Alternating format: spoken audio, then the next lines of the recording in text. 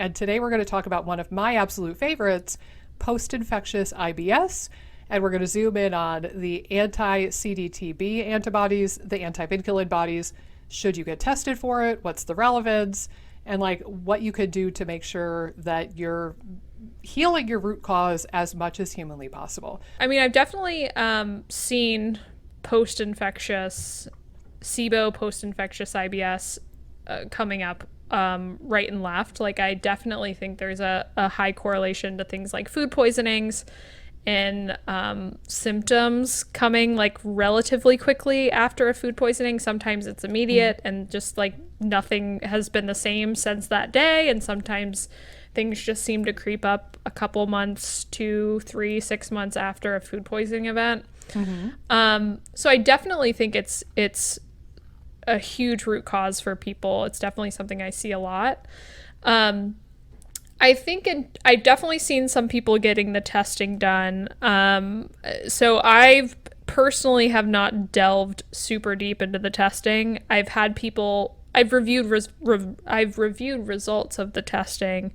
For me, it's always been like, and I think talking to you, I can hear like more of the value of the test. So like talking to you has been really helpful to hear your take on it, since you've run a lot more of the tests. I haven't run the test, I've just seen it of the relevance of it, you know, this autoimmune type SIBO situation, but there could be like just a post-infectious like almost dysbiosis, because if you have an infection, it's kind of causing inflammation, causing you to release tons of microbes, and so like the system just gets really thrown out of whack from some of these infections. So it might not necessarily be like an autoimmune situation. It could just be that you have a lot of dysbiosis following an infection. But so we don't have that really clear diagnostic process. Instead, diagnosing autoimmunity becomes this really exhausting game of almost like whack-a-mole, where you're like, all right, let's test for thyroid antibodies. Nope. Let's test for rheumatoid arthritis. Let's test for type 1 diabetes. Let's test for, and obviously there's more guidance, because like you wouldn't test for completely different tissue targets necessarily, but like you have to look at the picture and the patient and say, what autoimmunity makes the most sense for you? What I would consider truly post-infectious IBS, where somebody gets food poisoning, they have the anti-CDTB, cytolethal distending toxin antibodies, which is an antibody against bacterial toxins. They have that antibody, the immune system freaks out, launches an attack, they clear the infection, but some of that antibody, some of that inflammation persists, some of that dysbiosis persists. And those are the cases where like the symptoms start pretty much immediately after the food poisoning, and then they can linger. But in about 40, I think, or 45% of cases, it completely self-resolves in 2 years. Yeah. No intervention, no nothing. It just goes away in 2 years. That's where you've got the anti-CDTB only, typically. When stuff gets weird is when your immune system says, all right, there's a bacteria and I know it's bad. Say it's like E. coli or Campylobacter. Your immune system goes, whoo, that thing is bad. I realize I'm pointing to you in the Zoom call. That's probably weird. What are you doing? The immune system says, ooh, that bacteria, I know it's bad. I'm going to get it. And then it sees the bacterial toxin and it goes, I'm like getting tangled in my own microphone. And it goes, ooh, bacterial toxin. I know it's bad. I'm going to get it. And then where stuff gets squirrely is where the immune system goes, there's a thing over there that looks very, very similar to the bacterial toxin, which I know is a bad thing. And that kind of looks the same. I'd better be super double ultra mega careful. I'd better make sure I protect her. I'm going to attack that thing too. And the thing that it decides to attack to is a part of your body, and that's the vinculin protein. And that's a protein on the nerves in your intestines that regulate the MMC.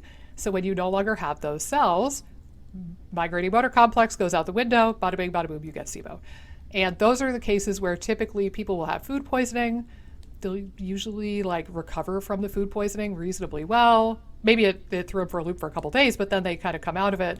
And then, 2, 3, 4 months down the road, they start generating these antibodies, and now they have bloating and symptoms that are kind of akin to SIBO, and then eventually they get diagnosed with SIBO. So in my book, the more acute stuff, the anti-CDTB, where it's like you had food poisoning and then it just took you a really long time to recover and it really sucked, and you had IBS from that day forward. Yeah. That's what I would call post-infectious IBS. Yeah. The people who they recover and then new squirrely stuff starts to come up and they might not even connect it back to the food poisoning necessarily.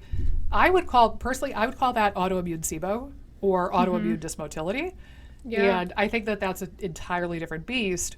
But that's broadly what people are talking about when they talk about post-infectious IBS, is that autoimmunity against the nerves in your intestines can set the stage for SIBO pretty darn well, to a point where I think the numbers, if I remember correctly from the test, I think it's about a 90% correlation with a positive SIBO breath test if you have antivinculin antibodies. I haven't necessarily run this test on certain people that I've noticed that have had pretty bad food poisoning events, where you kind of know there's definitely a scenario here where I'm 95% sure that they have these antibodies. Yeah. And again, mainly my approach is, how can we correct or make sure the immune system's kicking in a good way? How can we balance the gut downstream too, I think becomes very important. But again, keep in mind, the test is only looking for antivinculin antibodies in the case of the autoimmunity piece. Right. There could be another protein that you have a similar autoimmunity to, and we're just blissfully unaware that it exists and that there's autoimmunity. So give it another 5 years and maybe there will be another layer. I think usually you can sort of wean down to a core supplement regime, whether it's just the prokinetic or some other supportive thing that just seems to work well for you, and you can sort of stick with it.